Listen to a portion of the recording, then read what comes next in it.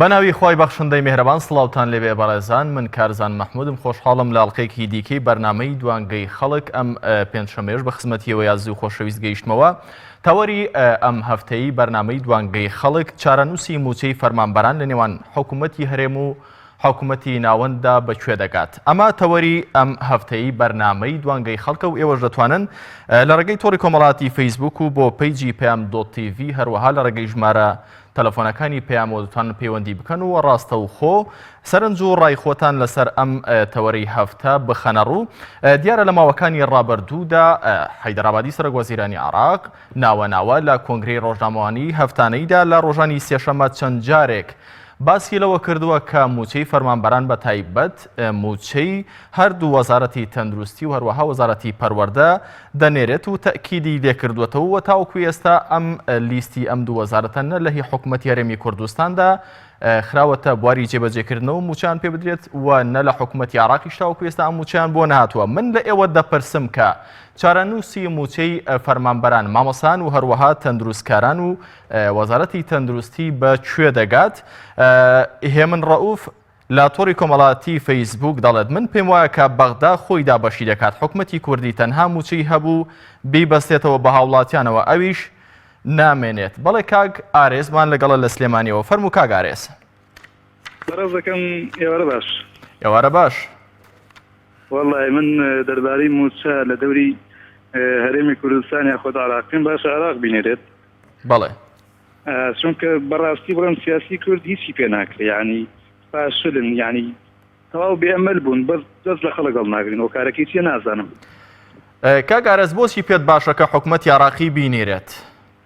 ئاخر لەبەرەوەی کورد ناتوانێت خۆی بەڕێوەبەریکە، یعنی بڕۆ سێ پارچەکانی کە گەیشتووەتە سەر ئاستێکە هەلێکی زێڕین هاتۆتە پێشەوە لایەنە خیانەتی کردووە، گەیشتە بۆی کە بپوشێتەوە هەر شۆڕشێ بێ، هەر لە هینی سیاسی بێ، هەر لە مەسەن دام و دەستگا حیزبەکان بێ، هیچ ئەمەلێکی تیانی هیچ ڕۆشنەیەک نابینرێ. کەواتە پێتان وایە کە موچەی ئەم دوو وەزارەتە بەکوێ دەگا بەڕێستان؟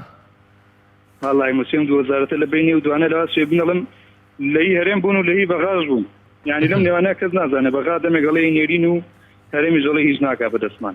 بەڵێ زۆر سپاس بۆ بەڕێز کاک ئارێز لە سلێمانیەوە. ئێستا محەممەدمان لەگەڵە کاک محەممەد لە هەولێرەوە. فەرموو کاک محەممەد. شلونی باشی بدەم؟ سڵاو لێ بە بەڕێزم، فەرموون. دەستخۆشی لە کەناڵی پەیامەکەم. زۆر سپاس. وەڵای ئێستا هەتا ئێستا موچە بۆ هەرێم نهاتووە. بەڵێ. موچە نهاتووە، تا ئێستا موچەشمان نەبینیوە، حکوومەتی عێراقیش موچەی نەناتووە بۆ هەرێمی کوردستان. کاک محەممەد تۆ پێت باشە یاخود بەڕای بەڕێستان موچەی هەردوو وەزارەتی تەندروستی و ئەوە بەگشتی موچەی فەرمانبەرانی هەرێمی کوردستان چی لێ بەسەر دێت لە نێوان حکوومەتی ناوەندی و حکوومەتی هەرێمی کوردستاندا؟ وەڵای بۆ باشە موچە بنێرن، موچە دابەش بکرێت لە کاتی خۆیدا، زۆر تاخیر نەکرێ باشە.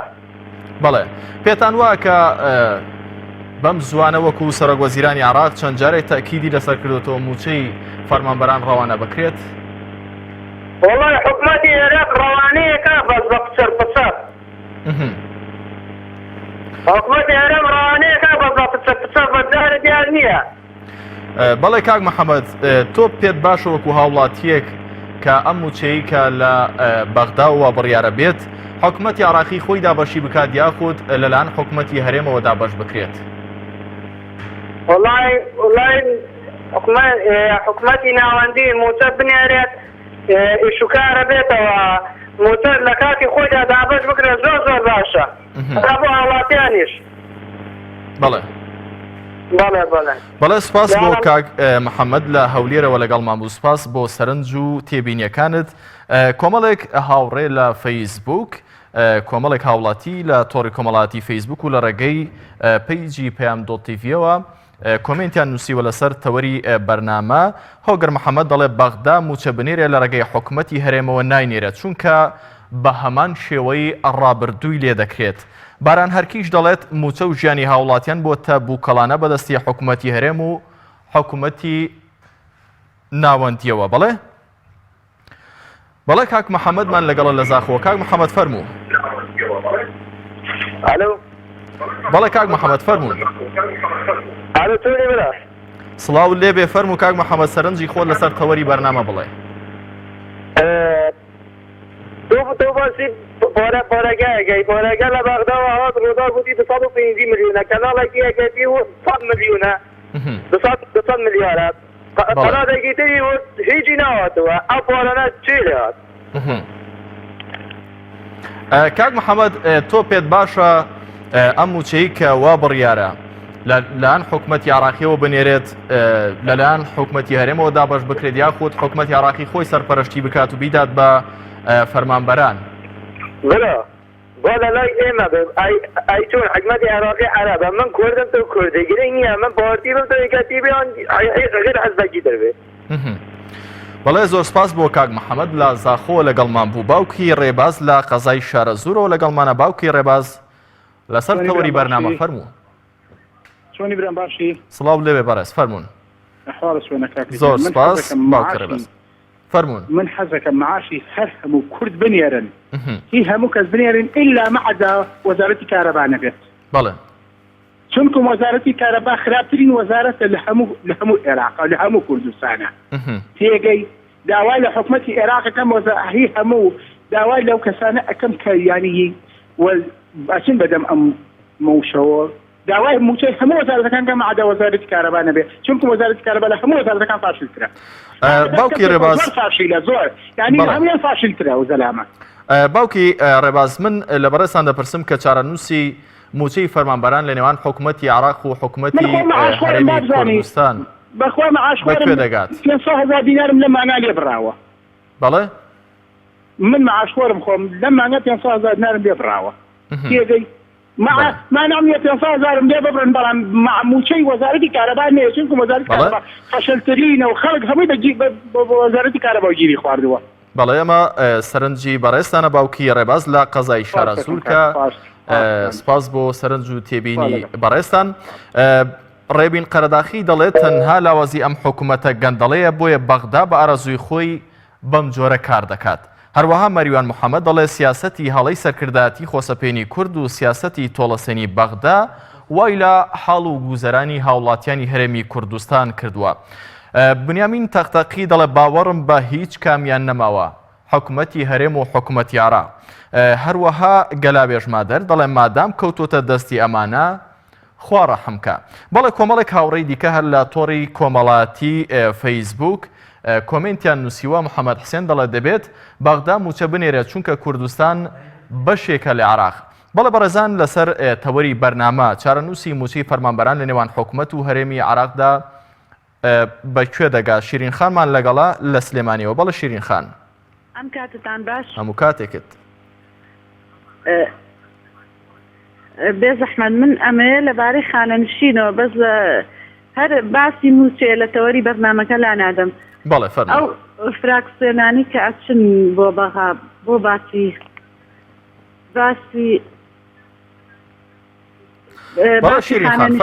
ناکەن باسی خانەنشین بڵێن بۆ بوونە هیوا هەیە لە 73 تەعین بووە هیوا هەیە لە 68 تەعین بووە تقریبا 20 ساڵ بۆ حکوومەتی ناوەند لە ئیشی کردو و هیمامۆستا بۆ یا فەرمانبەر بووە. ئایا ئەوانە بۆ ناوروژێن لێوێ کە بڵێن لەسەر حکوومەتی ناوەندە معاشی ئەو خانەنشینانە بدا بۆ یان باسی معاشێکی خانەنشین بۆ ناکەن کە یعنی وەکو ئیهمال کرابێت؟ شیرین خان تۆ وەکو هاوڵاتیەک پێت باشە کە موچەی خانەنشینان لەلایەن حکوومەتی عراقەوە دابەش بکرێت یاخود حکوومەتی خۆماڵی خۆمان؟ وەڵایی لەلای حکوومەتی عێراقەوە. بەڵێ سپاس بۆ شیرین خان لە سلێمانیەوە لەگەڵمان بووی. کاک هاوار لە زاخۆوە لەگەڵمانە. کاک هاوار فەرموو. سلام علیکم. عەلەیکە السەلام. ئێوار باش. ئێوارە باش کاک هاوار فەرموون. عزیزی سەر ڕەمسە موچێ ئەمانە؟ تەوەری بەرنامە چارەنووسی موچەی فەرمانبەران. بەڵێ کاک هاوار لە نێوان حکوومەتی هەرێم و حکوومەتی بەغدا بەڕێستان پێتان وایە کە موچەی فەرمانبەران چی لێ بەسەر دێت لە نێوان ئەم دوو حکوومەتدا؟ فەرموون.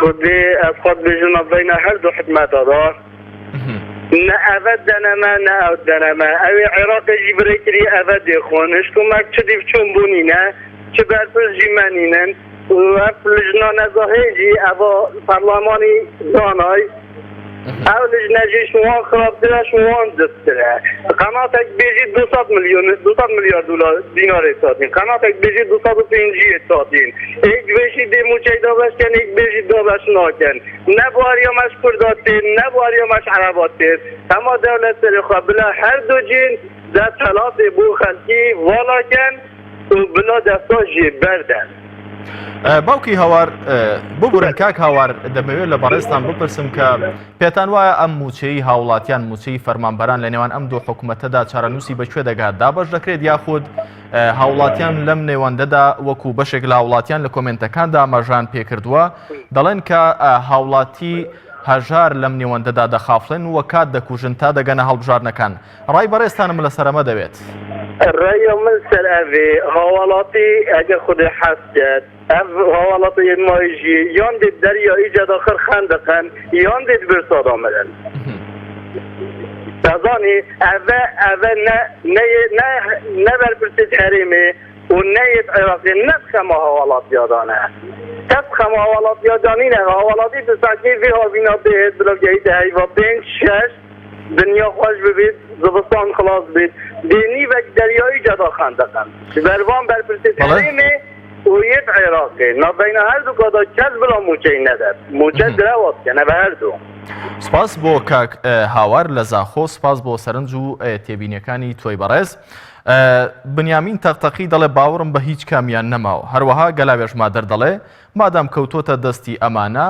خوا ڕەحمکە هیوافەتا هەر لە تۆڕی کۆمەڵاتی فەیسبوک دەڵێ ئەگەر حکومەتی هەرێم فرت و فێڵ نەکات حکومەتی ناوەندی بە زووترین کات موچە دەنێرێت دیارە بەشێک لە وڵاتیان باوەڕیان بە حکومەتی وەکو لە کۆمنتەکاندا تۆ باوەڕیان بە حکومەتی هەرێمی کوردستان نەما بۆ پێیکە ماوەی چەند مانگێکە یاخود چەند ساڵێکە بەهۆی ئەم کۆمەڵە ڕووداوە سیاسی بەسەر هەرێمی کوردستاندا هات موچە لە کاتی خۆیدا دابەش نەکراوە کاک عوسمانمان لەگەڵە لە سەنگەسەرەوە کاک عوسمان فەرموو کاکە باشی هەموو کاتێکت باش کاک عوسمان باڵای بۆ باسی کەمەندەمان ناکرد کە بزانن وەزعیان چۆنە چیان لێ دێ مەسەلە چیە بۆ تا ئەو 27000 بڕیەوە 27000 سپێرەدی حکوومەتی عێراق لێدا لە 155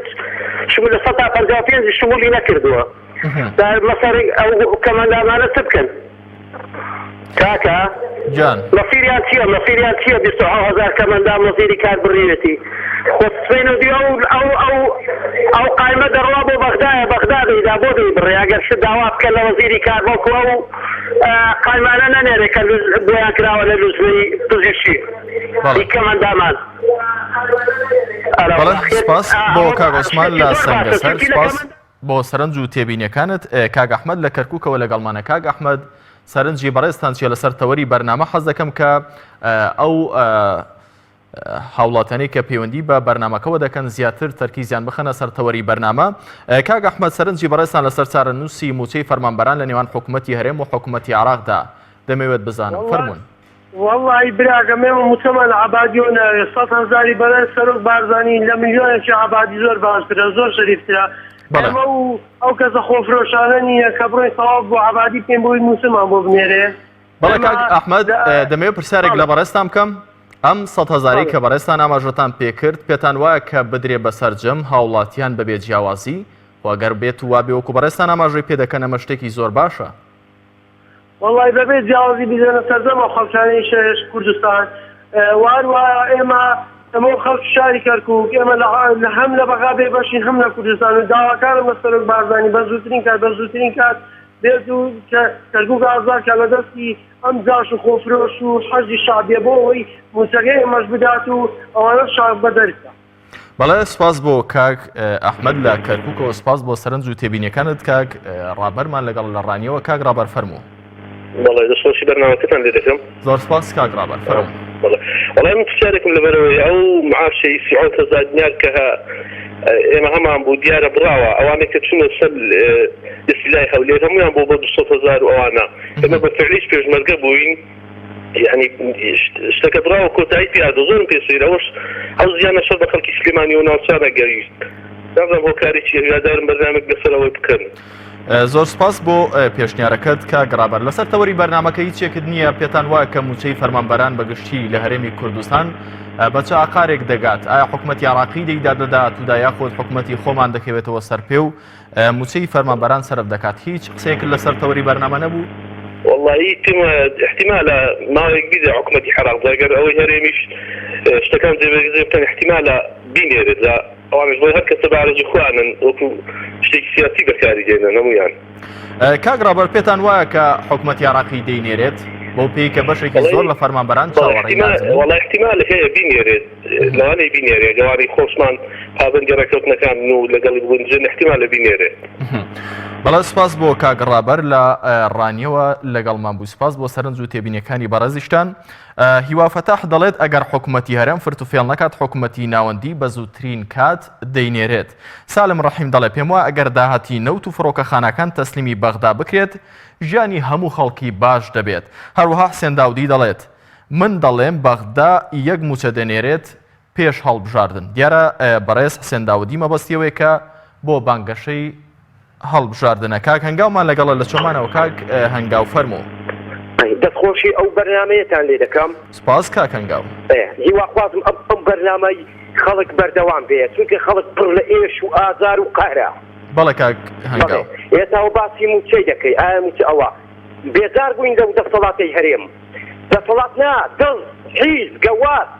کاک هەنگاو ببوورە حەز ناکەم لەناو چوارچێوەی بەرنامەکەدا بەم جۆرە قسە بکرێت.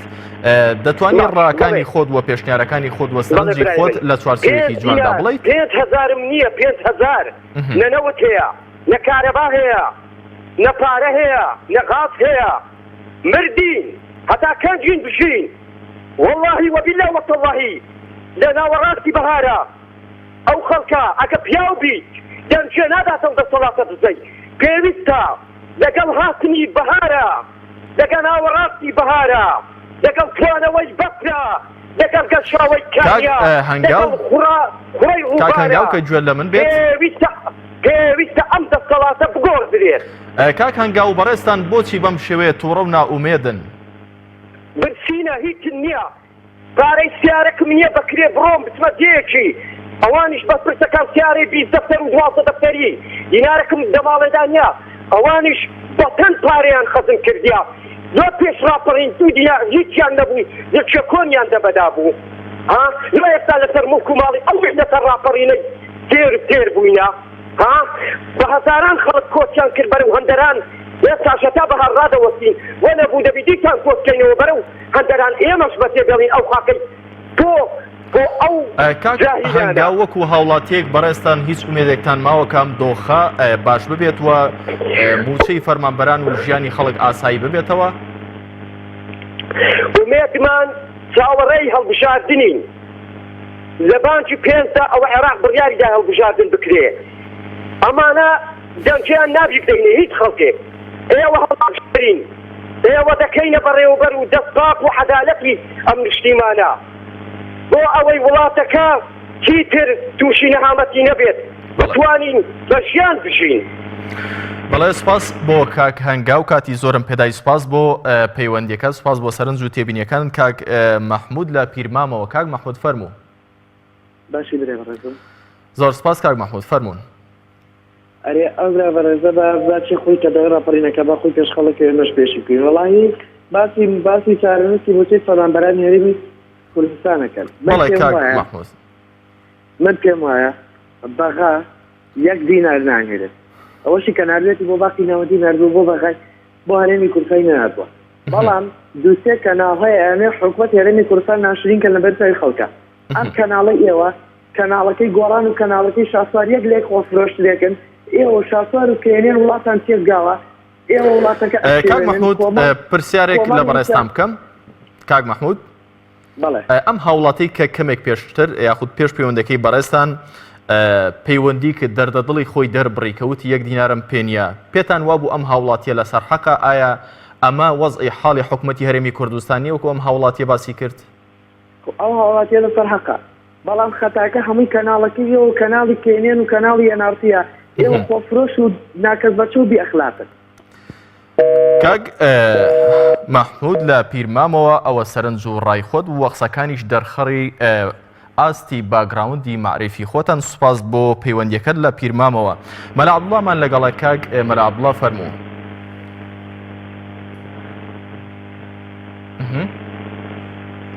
بەڵێ بەڵێ کۆمەڵێک هاوکاری دیکە کۆمەڵێک هاوڕێی دیکە بەڵێ باوکی بەڵێ کاک مەلا عەبدوڵڵا فەرموو. برا من مەلا عەبدوڵڵا نیمە بەس ناوم عەبدوڵڵایە. بەڵێ کاک عەبدوڵڵا فەرموون.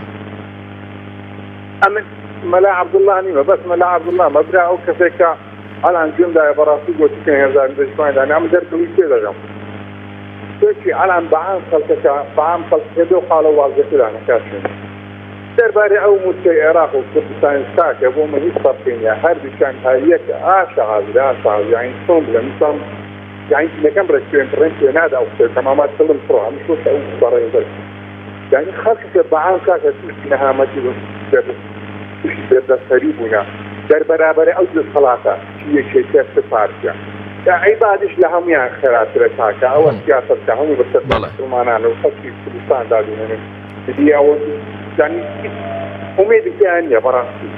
بەڵێ کاک عەبدوڵڵا ئەو بەڕێزەیکە ئەلئانەکانە نەک 5,000 هەزار شندە جباغەریزانێت 1,000 ئەلان نازانم سبلم لەخاوە.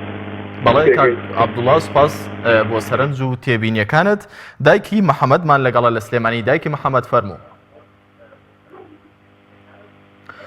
دایکی محەممەد ئەگەر لەگەڵمانی لە ڕێگەی سەلام عەلەیکوم. وعەلەیکی سەلام وەڕەحمەتوڵڵا. فەرموو دایکی محەممەد. دایکی محەممەدی لەگەڵایە لە سلێمانی و براکەم دەستخۆشی بەرنامەکەستان لێ یەکەم. زۆر سپاس دایکی محەممەد. فەرموو لەسەر تەوەری بەرنامەکە چیتان هەیە؟ سەرکەوتوی دنیا و قیامەت بن ئیشەڵڵا ئەوەی کە ڕاستی ئێوەی خەنە ڕوو لەم کەناڵانەوە زۆر مەمنون دەستخۆشیتانێت من نەکو خێزانی پێشمەرگێکە تا ئیشیان بە پێشمەرگە بوو موسەکەیان دا بەزان تەنهانی و مەعاشێکی مانی نۆیان داوە بە من ئەوە مانی دوی شەخصەری سێتە لە بەم هەیە 6 سەرخێزانم ئەوەی کە لە بیر کراوە ماڵ و مناڵی پێشمەرگەیە ئەگەر مامۆستا لە ڕووی بێت یەتە سەرزادە بە ئێماڵێن بۆ دوایان کەوتون هەر حەیای ماڵ و مناڵی پێشمەرگەیان برد.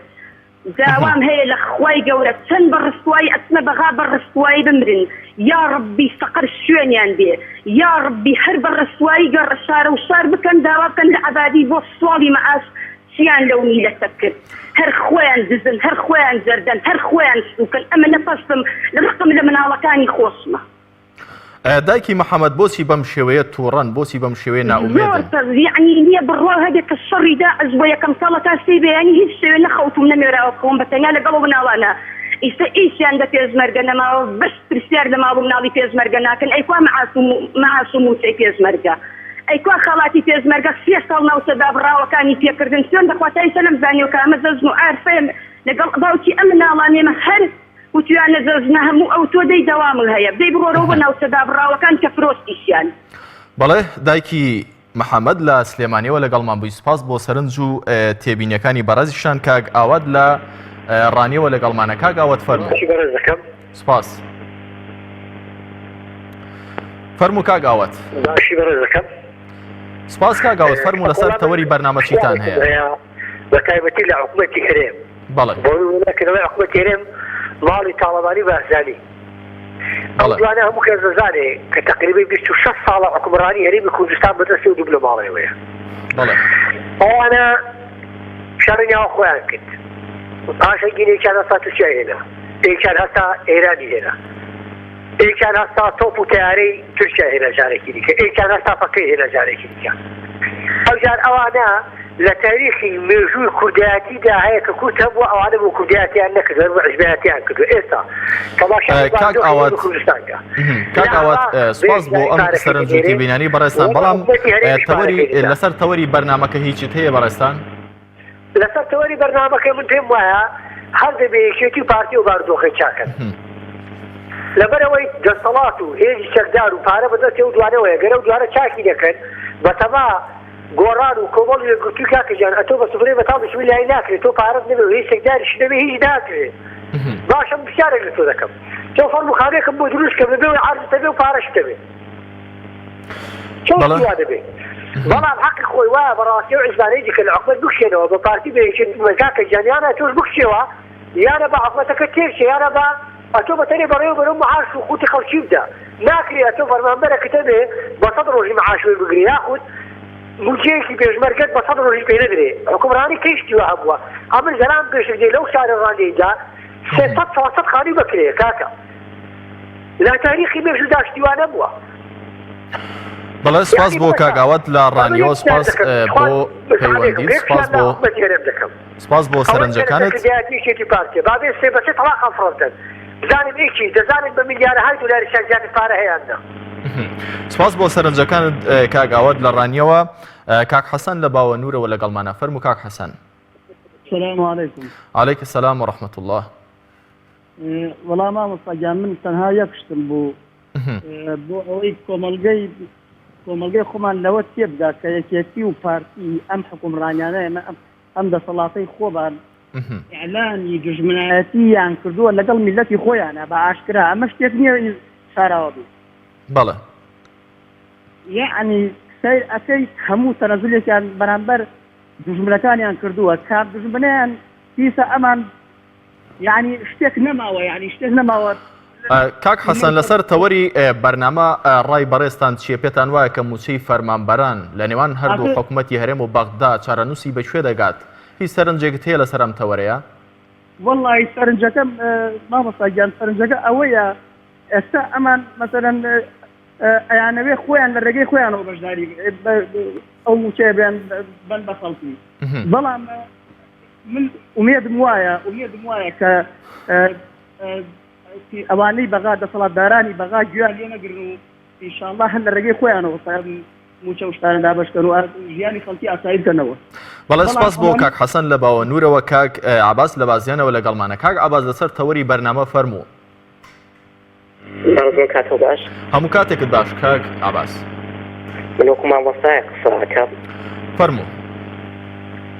چارنووسی موچەی فەرمانبەران لە نێوان هەرێم و ناوەند بەڕەئی من لەوەچوونی من وەکو ستەمی پاشکەوتەکەی لێ سیستەم ستەم ئەمە ستەمە وەکو ستەمی پاشکەوتەکەی لێ بەگەڵچوونی من. زۆر باشە. ڕای بەڕێستان ئێوە هیچ ئومێدێکتان هەیە بۆ پێی کە مامۆستان وا بەشێکن لە فەرمانبەرانی حکوومەتی هەرێم پێتان وایە کە موچەی ئێوە چارەنووسی بەکوێ دەگات ئابادی دەینێرێت یاخو لەلایەن حکوومەتی هەرێمی کوردستانەوە دابەش دەکرێت؟ برای بەڕێزم چارەنووس لە 2015ەوە چارەنووس دیارە لە 2015ەوە سیستەمەکەن لە هەموو فەرمانبەران مامۆستایان بە تایبەتی بە هیچ شێوەیەک ئومێدمان نییە وەک مامۆستا. بۆچی ناومێد بوون کاک عەباس؟ برای بەڕێزم ئێمە لە 2015ەوە لە سەر شەقامین چونێتە بەردەم هەموو بارگاکانی لە تەوێ گرتووەکان هیچ ئومێدێکمان نییە. کەواتە ئێوە هەموو وەکو فەرمانبەران وەکو مامۆستان هەموو ڕێکارە مەدەنیەکان بۆ دەستکەوتنی مافەکانی خۆتان هەمووتان گرتوۆتە بەر بۆیە بەم شێوەیە ناومێد بوون؟ بەڵێ بێگومان ئێمە ئێهانە کراوین زیندانی کراوین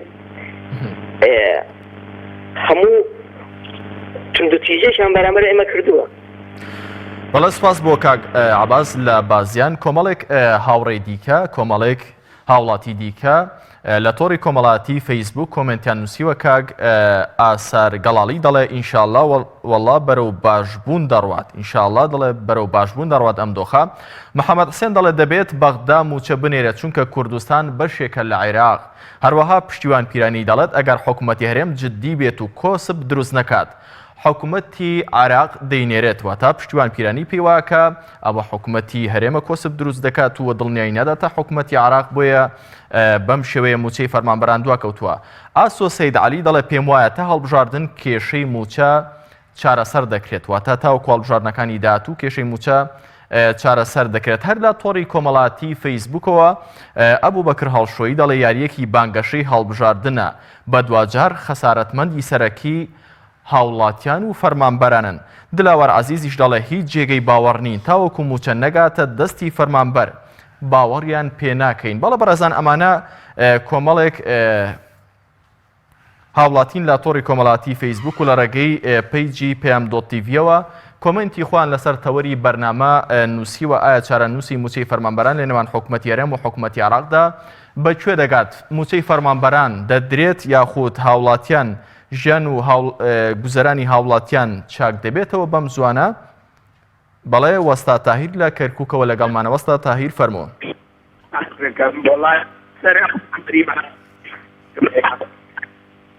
بەڵێ ئەم میلەتی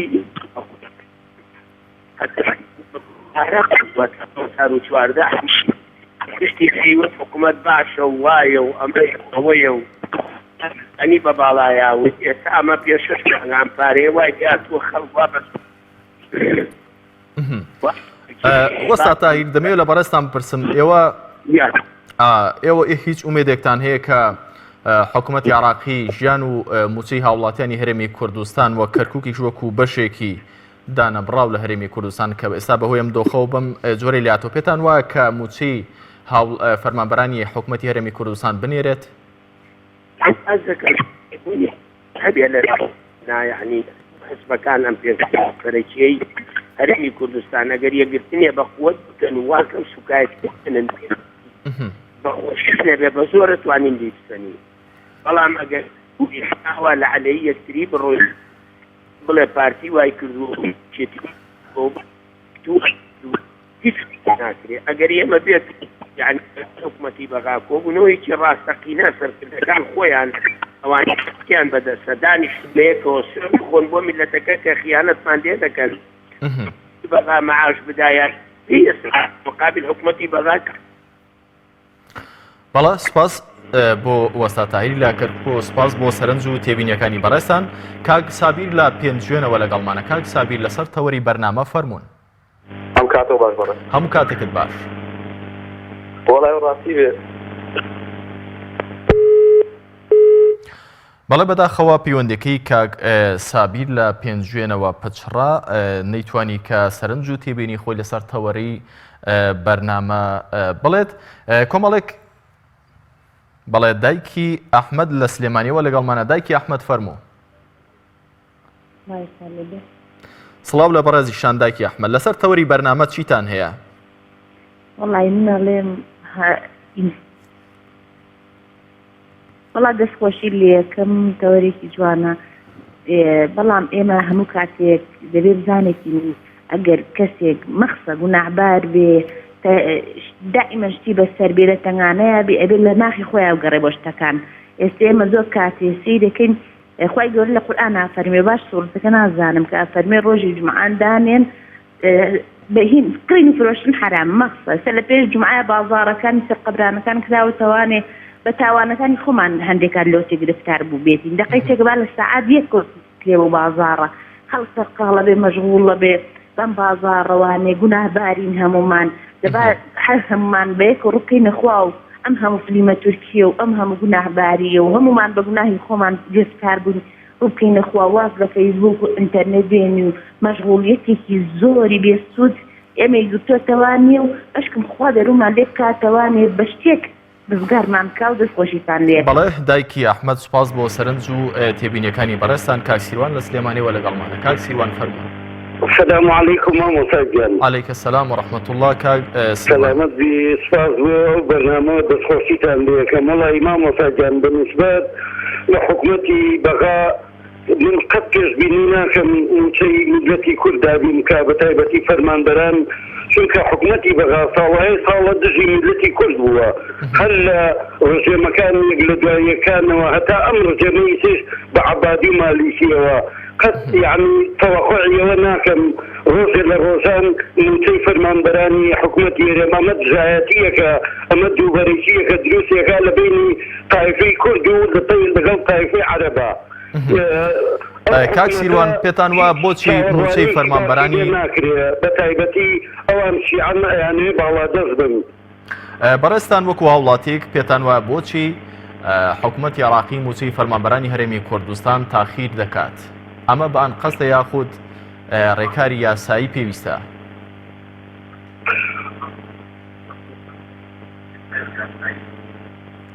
طبعا مامۆستا گیان ئەمە ئەلو بەڵێ گوێم لێتە کاک سیروان فەرموو. مامۆستاجان ئەمە مەسەلەیەکی سیاسیە هیچ پەیوەندیەکی بە یاساییوە نییە ئەگەر یاسا سەروەر بووایە ئەگەر حکوومەتی هەرێم طبعا سەنەها کەسەیە پەیوەندیەکە حکوومەتی هەرێمی کوردستان ناشرینەکە لەبەرەوەی ئێمە مادەم کوردین حکوومەتی هەرێممان پێویستە لەم داکۆچی بکە لە مافی فەرمانبەرانی هەرێمی کوردستان هەموو شتێ بە یاسا بێت هەموو شتێ بە دادپەروەریە بێ نەک ئەو ڕۆژێ ئەی نێرم و ڕۆژێ ناینێرم ئەمە شەژمانە دەستی بە میلەتی کوردەکە لەبەرەوە چاوەڕێی باسی دێ ناکەین لە حکوومەتی بەغا بەڕێستان پێتان وایە کە ئەم دۆسیە بە سیاسی کراوە؟ بەڵێ بە تاکید بە سیاسی کراوە. بەڵێ سپاس بۆ کاک سیروان لە سلێمانیەوە. کاک سەباح لە پیرەمەگرون ببوورە کاتی زۆرم پێدای. کاک سەباح لە پیرەمەگرون فەرموون. سپاس کاک سەباح فەرموون. زەحمەت ئەم بەرنامانە هیچ ئیسپادێکی نییە کێوای کە لەسەر موچە و چارە موچە و ئەوانە ڕای من ئەمە هەمووی هەڵقاپاندنە و وەزارەتی دارایی قسێکەکە و وەزارەتی دارایی حکوومەتی عێراقی قسێکەکەوێن ئەمە خەڵک گەوجاندنە بەڕاستی هیوادارم ئێوە ئەم بەرنامانە بەشکە نەک بەو شێوەیە کە خەڵک هەڵخەڵەتێن ئەمە خەڵک هەڵخەڵەتاندنە بەڕاستی. بەڵێ سپاس بۆ سەرنجی بەڕێستان کاک ئیبراهیم لە سلێمانیەوە لەگەڵمانە. یان کاتێ باش هەموو کاتێکت کاک ئیبراهیم فەرموون.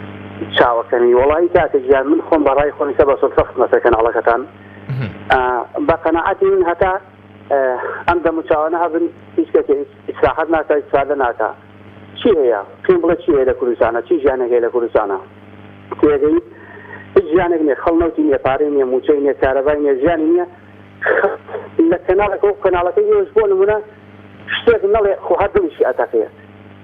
دووەمش ئاگام لە برادرێک بوو لە پیرنامەوە لەوانەوە تەلەفۆنی کرد بوودی خەتای کەناڵەکەی ئێوە گۆڕان ئازان چێ خۆ من نە گۆڕانم نە کۆمەڵم نە ئایدی ساسواریشم بەڵام لێرە ئەو پیاوە ڕای خۆیەتی واڵێ زۆر ناماقوڵی کرد بەو شێوە وتی ئەوانە خەڵک مەجبورە بەو شێوە قسە بکات ناماقوڵی کرد.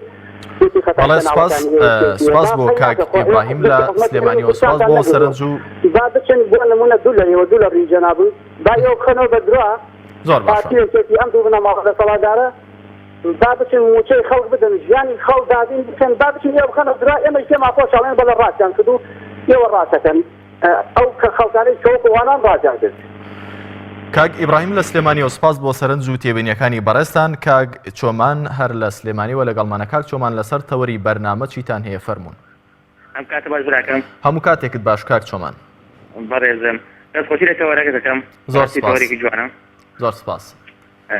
بەڕێزم بەتەنها لەسەر موچەی فەرمانبەران بەڕێی من ئەبێ ئەو لەژانەیە کە هاتوونە تا هەرێمی کوردستان بەزگرتنی کاری خۆیان تەواو بکەن بۆ ئەوەی چیتی فەرماندەرانی هەرێمی کوردستان چاوەڕێی دەستی بەغا نەکەن بەشەوانی موچە چاوەڕوانی نەکەن.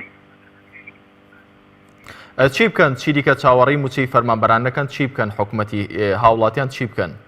وەڵا هاوڵاتی چی بکە وڵاتیەوەی کراوە پێکراوە یعنی دەبینی تێمانگاری موچەی پێی دابین ناکرێت حکوومەت. کاک چۆمان وەکو هاوڵاتیەک پێت وایە کە حکوومەتی عێراقی موچەی فەرمانبەران بنێرێت بەو پێی کە ئێستا لە شەقام و لەنەو هاوڵاتیاندا ترسێک دروست بووە بۆی کە دەڵێن ئەمە هەردەستی دەستیکردنە و کات کوشتن ئەگەرنا حکوومەتی عێراقی ناینێرێ وەکو هاوڵاتیەک سەرنجی بەڕێستان لەسەر ناردنی موچە چییە لەلایەن حکوومەتی ناوەندیەوە پێتان وە بنێردرێت؟ وەڵا ئەگەر خۆی عەبادی هەموو هەفتەیەک دەڵێ دەنێرم بەڵام تا ئێستا بەکردارە و کارەی نەکردووە لەم ڕۆژانە دەڵێ تا ئێستا داوەست نەکراوە گرادەیەک کە تا خەڵک برسیە خەڵک مانزووە پارە نییە یان خەڵک نازدەستی بکە. بەڵێ سپاس بۆ کاک چۆمان لە سلێمانیەوە کاک کرمانج لە قەزای شارە زوورەوە لەگەڵمانە. کاک کرمانج فەرموو. بەڵێ هاوکارانم ئاماژە بۆ دەکەن کە پەیوەندیەکەی کاک کرمانج لە قەزای شارە زوورەوە پچراوە. کۆمەڵێک هاوڵاتی دیکە کۆمەڵێک لە بەشداربووان لە تۆڕی کۆمەڵاتی فەیسبوک و لە ڕێگەی لینکی پێم دۆ تیڤیەوە کۆمنتیان نووسیوە لەسەر تەوەری بەرنامە کە ئایا چارەنووسی موچەی فەرمانبەران لە نێوان هەردوو حکوومەتی عێراق و حکوومەتی هەرێمی کوردستاندا بەکوێ دەگات. ئەبوو بەکر هەڵشۆیی ئاماژەی بەوە کردووە کە یاریەکی بانگەشەی هەڵبژاردنە بە دوجار بە خەسارەتمەندی سەرەکی هاوڵاتیان و فەرمانبەران دەبن. دلاوەر عەزیز دەڵێ هیچ جێگەی باوەڕ نین تاوەکو موچە نەگاتە دەست فەرمانبەر باوەڕیان پێ ناکەین. دیارە ئەمەش کاک دلاوەر زۆر ناومێد بووە وەکو هاوڵاتیەک باس لەوە دەکات کە تاوەکو موچەکە وەرنەگرێت باوەڕی پێ ناکات.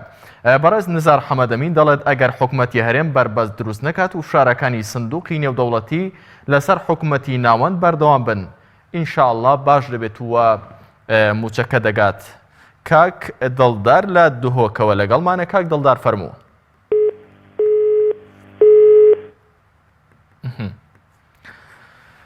بەڵێ کاک دڵداریش پەیوەندیەکەی پچرا لە دووهۆکەوە.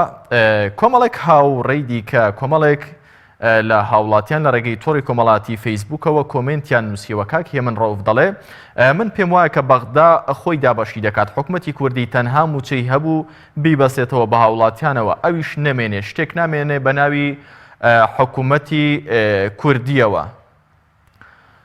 باوکی ڕۆمان لە بازیانەوە لەگەڵمانە. باوکی ڕۆمان فەرموو. بەڵێ باوکی ڕۆمان لە بازیانەوە فەرموو سەرنج و تێبینیەکانت چین لەسەر تەوەری بەرنامە. بەڵێ سڵاوی خوا لە بەڕێستان.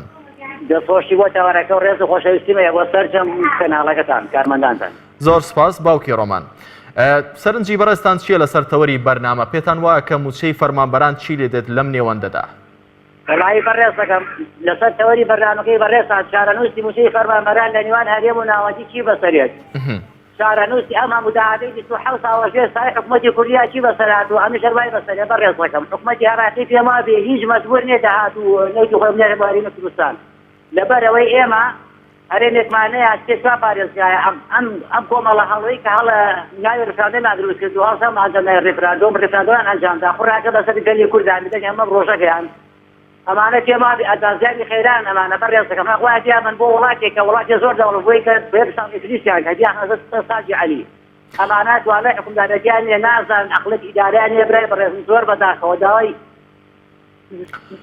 باوکی ڕۆمان وەکو هاوڵاتیەک ئێوە هیچ ئومێدێکتان هەیە بەوەی کە موچەی فەرمانبەران لەلایەن حکوومەتی عێراقەوە بنێردرێتەوە دۆخی ئابووری لە هەرێمی کوردستان ئاسایی ببێتەوە بۆ پێی کە ماوەیەکی زۆرە باس لەوە دەکرێت کە موچەی 2 وەزارەت لەلایەن حکوومەتی عێراقەوە سەر دەکرێت. حکوومەتی عێراقی بشی لێرە ئەمانە شتێکی لێ خۆن من دڵنیان دەکەم ئەمانە شتێکی هەر لێ خۆن چۆن ئەو پارێکەوتیان پاشەکەوتیەکەی چۆن هەمویان خوارەکە هەتا دنیا دلاشیان پێلاگەوە شەروانیەکە بەڵێ باوکی ڕۆمان لەگەڵمان بووی سپاس بۆ پەیوەندیەکەی بەڕێزیشتان. کاک بەختیار لە چەمچەماڵەوە. کاک بەختیار فەرموو.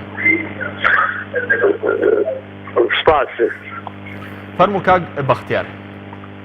وەڵا سپاس بۆ نامەکەتانەوەی کە باسی ئەو تەوەراکەن بەزەوەی ڕاستی بێ خۆی بە حکوومەتی عەبادی لە بەغا لەگەڵ ئەم کەیسەیە بە فێڵە ئەجینا ئەتوانێ لە ڕێ لیژنەیەکەوە بە سەریعی کە موچەی فەرمانبەران بنێرێ بۆ دوایی ئینی لێ بکە یعنی پشکنینی تیا بکە کە دوایی چی بۆ ئەتوانێت لە موچەکانی داهاتویان لێیان ببرێتەوە گەل کێشەیە هەبێ بەس ئەم بەڕاستەکەی دەستی بە خەڵکەکات و خەڵکی کردە سەر سەودا و هیچیشی دیار نییە و 250 مینەیەکەوە باسێکەن ملیارێکات و بەڕێمێ بۆ باخەکانی خۆی نردوێتی وەکو پێویستنەی نردووە بۆیکەوە موچەی فەرمانبەران و کێشەی دارایی پێ چارەسەرکردێ ئەو من پێم وایە بە فێڵە و لە داهاتووشان ڕوو نەبێتەوە ئەو کێشەی.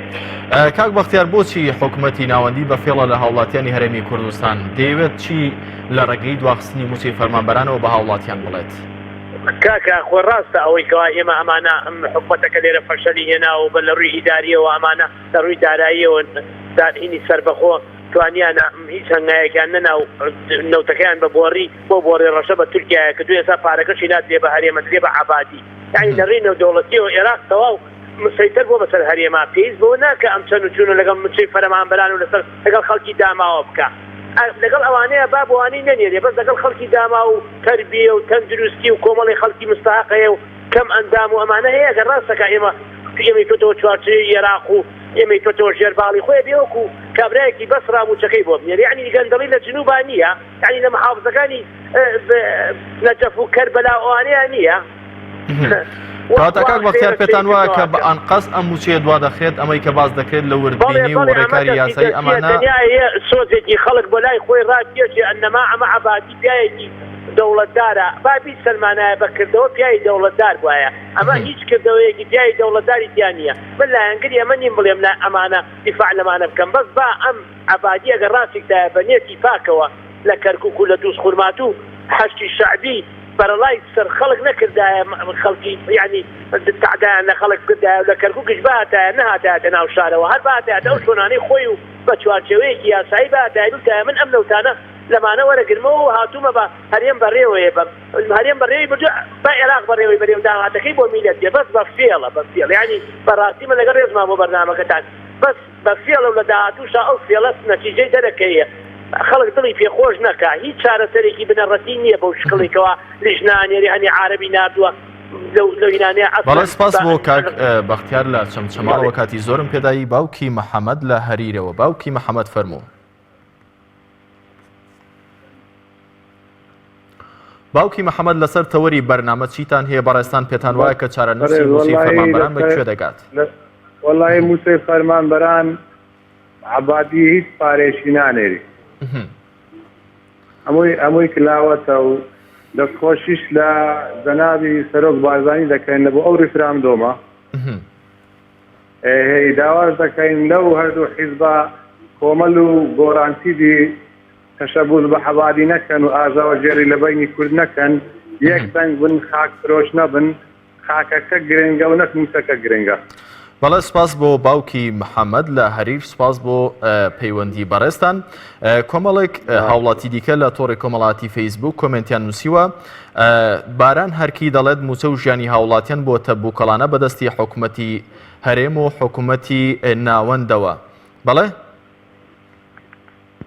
بەڵێ کاک